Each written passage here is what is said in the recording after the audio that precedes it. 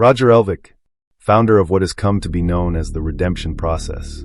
It involves the Federal Reserve System, the Internal Revenue Service, House Joint Resolution 192 of June 5, 1933, the United States being a bankrupt corporation, including the United States government, creating a corporate doppelganger as a means of extracting taxes from the United States citizenry as a means of control.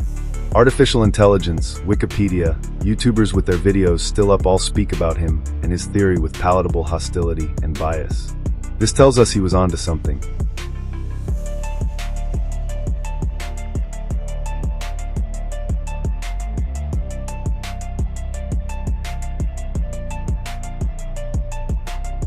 There is nothing illegal about this process.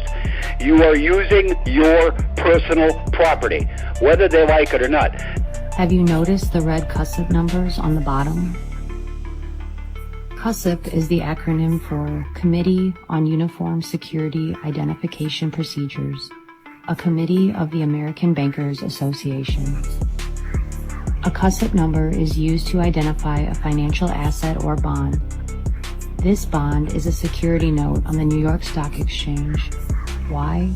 Because you are worth money to the international bank that bought your identity during the bankruptcy of America in 1933. The birth certificate became the identification of the monetization of the spirit and body of a living human being. With the existence of the birth certificate, your straw man was born. The artificial, legal, on paper you. And this artificial you represents the debt America will never be able to pay off. In 1913, the Federal Reserve Act was signed into law by Woodrow Wilson. And prior to that, Americans owned property free and clear of mortgages or taxes. The Federal Reserve is a maritime lender, operating on interest and taxes. When the United States went bankrupt in 1933, the international bankers swooped in, and the United States government pledged to sell everyone out by leveraging our future earnings, labor, and assets as collateral to back all of the money the government borrowed. As an added bonus, our government also pledged our federal territories, national parks, and nonprofit organizations.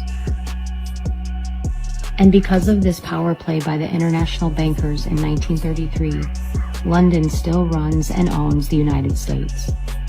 Until the Federal Reserve is completely abolished and we return to the gold standard, the United States is 100% controlled.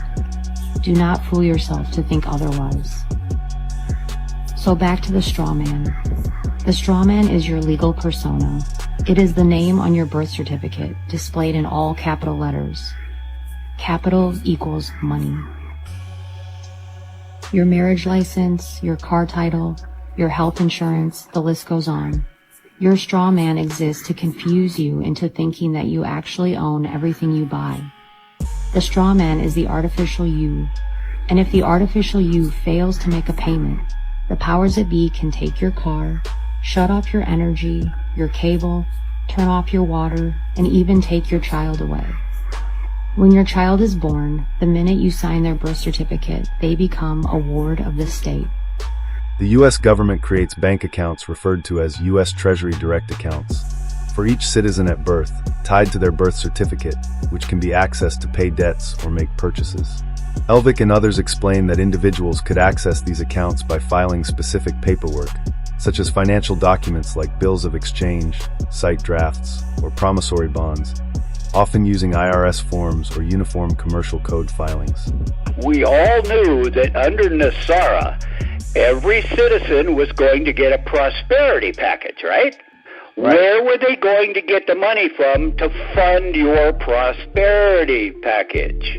They were going to take it out of a pre-existing TDA account and then keep the rest. It's not too hard to understand that when the Vatican, the Pope, broke the universal trust that was the actual holder of all these TDA accounts and the birth certificate accounts and all of the derivative accounts, those monies had to go back to the original account location, which is your TDA, held by one of the 12 federal district banks that comprise the Federal Reserve.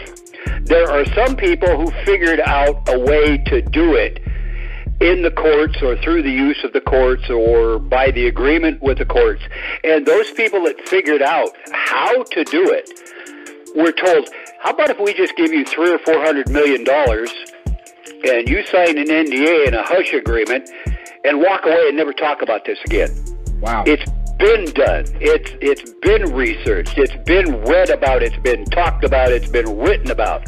The people you're dealing with are not the ones who've been, ripping you off for years. They don't know. No, they so don't. Be kind. Be patient with them. Right? Be gentle, and you'll get better results. Just speak with confidence that you know what you're talking about. And I'll tell you a couple things that'll help you.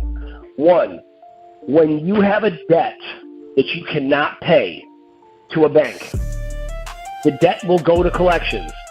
Before it goes to collections, the debt to the bank that you owe will be paid off. It'll be paid off by your personal TDA accounts. So it's not uncommon for banks to withdraw money from this TDA account to pay off your debt. They do it all the time. Every time you're so far overdue that you have to go to collections. So after they settle your debt is settled, then they sell your debt to a collection agency for pennies. So any money the collection agency gets, you ever notice like you could settle a $100,000 debt to a collection agency for like 20 grand? It's because anything they get is extra because they bought it for pennies because the bank already paid off your debt. It's your money. You have access to it. You should not be afraid to use it. I want you to keep in mind the cabal lives on fear. So all they have to do is perpetuate fear, make you afraid. Don't be afraid. This is your revolution. This is your moment to stand up to your oppressors. This is money that belongs to you. This is debt forgiveness. This is an account that has been in my name since I was born, with my Social Security number as the account number, with my name on my birth certificate as the corporate entity that it's established under, and it is attached directly to my Social Security card. You don't have 3 documents more legal than your Social Security card, your birth certificate, and then any picture ID to prove who you are. But it's time for all of this money to be released to solve, again, the debt slavery issues that we're all trying to resolve anyway. The more we use it, the more we force their hand, the more the people that know what's going on are going to have to step down off their little ivory tower and educate their employees. So now we're just tapping into our rights to access it. The reality is they are not a threat.